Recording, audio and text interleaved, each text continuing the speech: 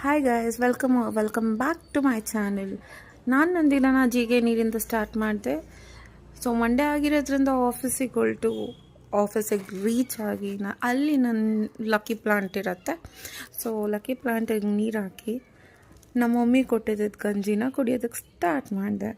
So ರಾಗಿ ಗಂಜಿ ತುಂಬಾ ತಂಪು ಅಂತ ನಮ್ಮ ಮಮ್ಮಿ ಕೊಟ್ಟಿದ್ರು. ಸೊ ನಾನು ರಾಗಿ ಗಂಜಿಗೆ ಜೀರಿಗೆ ಪೌಡರ್ ಮತ್ತು ಮಜ್ಜಿಗೆ ಮಿಕ್ಸ್ ಮಾಡ್ಕೊಂಡು ಕುಡಿತೀನಿ. ನನಗೆ ರಾಗಿ ಗಂಜಿ ಯೂಶ್ವಲಿ ಬ್ರೇಕ್ಫಾಸ್ಟ್ ಟೈಮಲ್ಲಿ ಕುಡಿಯೋದಕ್ಕೆ ತುಂಬ ಇಷ್ಟ ಆಗುತ್ತೆ. ಸೊ ರಾಗಿ ಗಂಜಿ ಏನೋ ಸಕ್ಕತ್ತಾಗಿತ್ತು, thanks to my mom. So ಗಂಜಿ ಕುಡಿದಿದ್ದಾಯಿತು, ನಾನು ನನ್ನ ಕೆಲಸ ಮಾಡಲಿಕ್ಕೆ ಸ್ಟಾರ್ಟ್ ಮಾಡಿದೆ.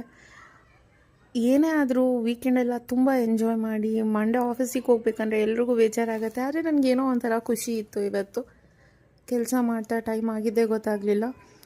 ಮಜ್ಜಿಗೆ ಕುಡಿದು ಸ್ವಲ್ಪ ಹೊತ್ತು ರೆಸ್ಟ್ ಮಾಡಿ ಹಾಗೆ ನಾನು ಲಂಚ್ ಮಾಡಲಿಕ್ಕೆ ಹೋದೆ. ಲಂಚಲ್ಲಿ ನಾನು ಇವತ್ತು ಸೌತೆಕಾಯಿ ಮತ್ತು ಅವಲಕ್ಕಿ ಇತ್ತು.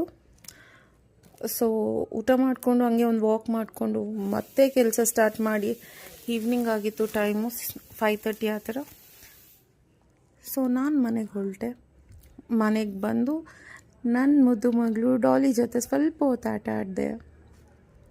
ಎಷ್ಟೇ ಕಷ್ಟ ಇದ್ದರೂ ಡಾಲಿ ನೋಡ್ತಿದ್ದಂಗೆ ಎಲ್ಲ ಮರ್ತೋಗ್ತೀನಿ ನಾನು. ಸೊ ನಮ್ಮ ಮಮ್ಮಿ ನಾನು ಡಾಲಿ ಜೊತೆ ಆಟ ಆಡೋ ಅಷ್ಟರಲ್ಲಿ ಮುದ್ದೆ ಮತ್ತು ಸೊಪ್ಪಿನ ಸಾರು ಮಾಡಿದರು. ಹಾಲು ಹಾಕ್ಬಿಟ್ಟು ಸೊಪ್ಪು ಸಾರು ಮಾಡಿದರು. ಸೊ ಸಿಕ್ಕಾಬಡೆ ಚೆನ್ನಾಗಿತ್ತು. ಇದಾಗಿತ್ತು ನನ್ನ ಇವತ್ತಿನ ದಿನದ ಶಾರ್ಟ್ ವ್ಲಾಗ್. Thank you.